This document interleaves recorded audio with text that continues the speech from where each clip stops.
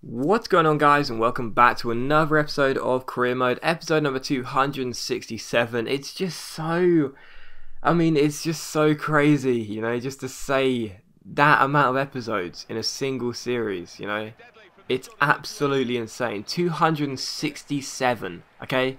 That's crazy. I don't care what anyone says. That's crazy. That is so amazing. But, yeah, 267 episodes of Career Mode, and I really hope you guys are still enjoying this. I'm sure you are, and you know, with all the FIFA 14 content that's out, I really hope you guys are still enjoying this series. And I know it's hard. I know it's really hard to motivate yourself to watch FIFA 13 videos when you can watch any FIFA 14 video you want. But even so, hopefully you're still enjoying it. If you are, please leave a like. That's much appreciated. And yeah, anyway, we take on Deportivo for the first game of the episode, and I was really pissed off about this because Castiglia scores here.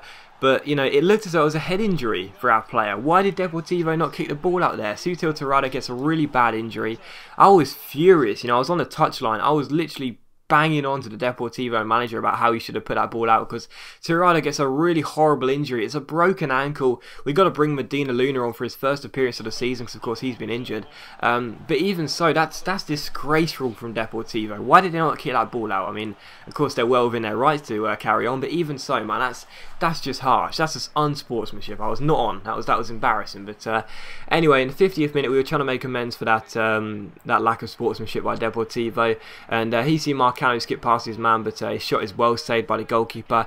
Still 1-0 to Deportivo here, and we didn't want to have two losses in a row. Of course, losing in the last episode, in the last game to Getafe, so we wanted to get ourselves an equalising goal. And when De Rochafonte came through here, I thought we should have been given a penalty. We weren't. It came to Balu Campenny though. Campenny plays it through to Lorenzo Poke. He spots Trouserman. Trouserman with a nice drag back, takes a shot, finds the bottom corner, and equalises the game. 63 minutes in. Deportivo 1, Atletico Madrid 1, and that is how the game finishes. So that is 1 loss and 1 draw in the past 2 games. Really, really disappointing. Of course, the most disappointing thing is the fact that Sutil Torrado got an injury and he's going to be out for 3 months. Bit of a shame. Thankfully, Medina Luna is back, so he fills in perfectly well. But even so, not good news for us. But yeah, a draw and a loss in the past 2 games. So taking on CSK and Moscow in the Champions League. I know we'd already qualified, so I put our backup side. But even so, I wanted to get back to winning ways, really.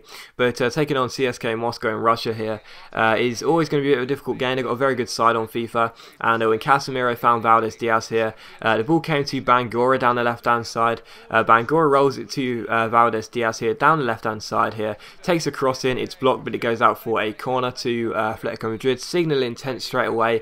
Jimenez crosses the ball in, it comes to inside, it's headed away. Pulido can't head it either, but it comes to Lopez Blanco, one touch and levers it from range, but it hits the bar, and unfortunately CSK Moscow managed to clear. So still 0-0 with a really good start to us, very bright. I thought this is surely going to be the game we finally get back to winning ways, but unfortunately for us, 2-4 gets past the weak defending, sweats it across to Musa, I think it was, yes it was, who chips the ball into the empty net. So CSK Moscow 1, Atletico Madrid 0, and then on the stroke of half time, Moscow had a chance to make it 2-0, but Gazzaniga made a very, very good double save as we managed to get the ball away from danger. But it does finish CSK Moscow 1, Atletico Madrid 0, and that is 3 games without a win. That is a loss, a draw, and a loss in the past 3 games. And it sounds crazy, but that's embarrassing because I can't remember the last time that happened. I think that must have been Sunderland.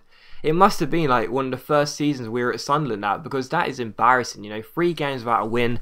Very, very disappointing, and I was really annoyed because I don't know what's going on. I really don't, you know. I mean, I'm playing the same way as usual, but I'm just not picking up the points, and unfortunately it is a loss, and it does mean in the last game of the Champions League we'll have to battle Schalke for the first place finish, but I'm sure we'll be able to do it. But anyway, we take on Athletic Bilbao for the next game and the last game of the episode, and Bilbao were the first team ever to beat us at Atletico Madrid, so I was not really confident about ending our loss streak in this game, but even so, in the 16th minute, Trouserman gets tackled by the goalkeeper. I thought it was an inch perfect tackle by the goalkeeper, really, and Gomez Novo shakes his head in disbelief because, I mean, even I was disbelieving it. I couldn't believe it, to be honest, that was a penalty, but it was given. Marcano stepped up for us here. Marcano against Gomez Novo, and he dinks the ball into the back of the net. So Marcano with the goal, and gets us off and underway here. And in the 52nd minute, Athletic Bilbao come through here down the left-hand side for them. They cross the ball into Resina, and the former AC Milan striker can only head the ball over the bar. So Really good chance for Bilbao to level the game up there. They didn't take it, but in the 54th minute we play out from the back as per usual. Leon Brito picks up Ure's goal kick and finds De Rocha Fonte. He plays it through to Marcano. Lovely scoop turn by him. He finds Trouserman. Trouserman blitzes through with some fantastic pace here and ends up smashing the ball past the goalkeeper. No chance for Gomez Novo, and that makes it Athletic Madrid 2, Bilbao 0. So yeah, it finally looks as though we're going to end this streak without a win. But in the 73rd minute, Trouserman had the chance to wrap the game off, but he can only put the ball wide of the post as he smashed it wide. And in the 78th minute, Marcano gets past his man here, rolls it out wide to De Rocha Fonte. He cuts inside with a fake shot here, teases the fullback, goes down the right hand side, fizzes the ball in. There's Trouserman. What a great save by the goalkeeper, and it remains at 2-0. But in the 89th minute, Athletic Bilbao threw everyone forward, including the goalkeeper. Ure ends up punching the ball away. It comes to Trouserman here. He's got a lot of work to do, but he skips past one, skips past two defenders, and he's through on the open goal. So really nice dribbling from Trouserman.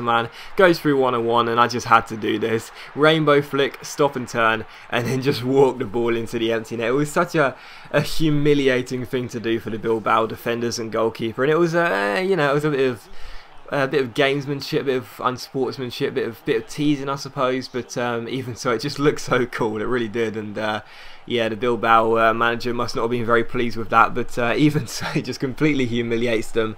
That was a really nice goal from Trouserman, though. You know, despite the fact it was an open goal, and despite the fact he picked the ball up with everyone in our penalty area, he still had to round two defenders, which he did perfectly. And then he just decided to do something pretty cheeky. It was still pretty cool.